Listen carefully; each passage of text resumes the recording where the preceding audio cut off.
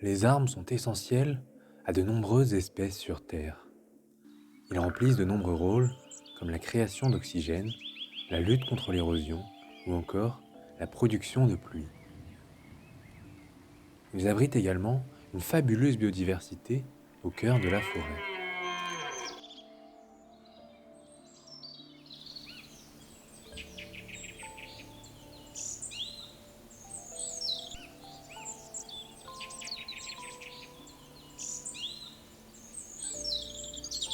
Certaines espèces vivent même à l'intérieur des arbres.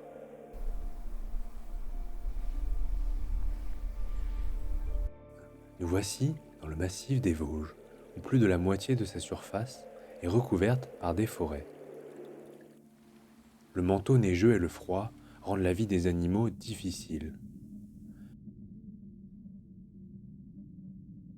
Mais certains préfèrent passer l'hiver ensemble pour se tenir chaud ou trouver de la nourriture plus facilement.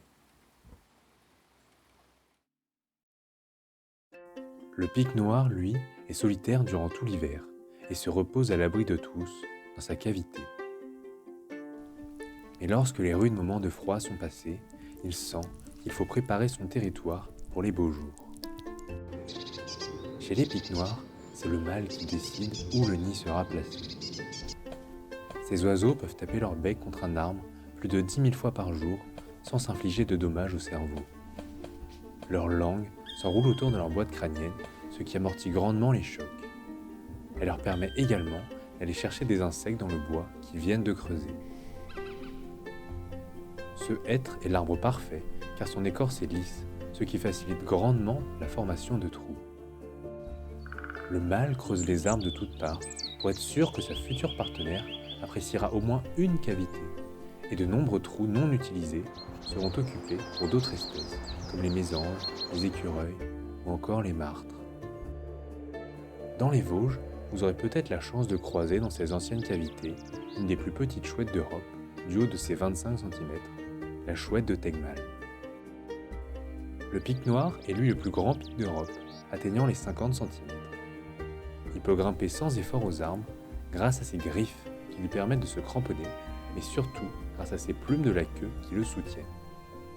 Sa morphologie est parfaite pour se nourrir d'insectes cachés dans l'écorce des arbres. Les contacts entre mâles et femelles sont rétablis à la fin de l'hiver.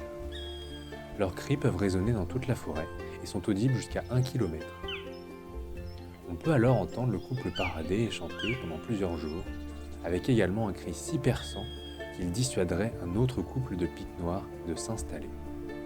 Vous pouvez observer la différence entre les deux sexes, avec la calotte rouge sur sa tête. Celle du mâle est étendue sur toute la longueur, alors que celle de la femelle est bien plus courte. Cette dernière est très attentive à chaque loge creusée par son partenaire.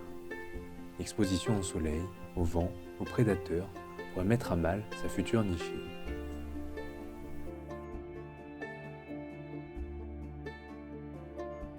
Cette loge ne conviendra peut-être pas pour le printemps, mais en attendant, elle est parfaite pour s'y reposer. Un dernier coup d'œil pour surveiller ses arrières et le couple de pics ira s'y coucher pour la nuit.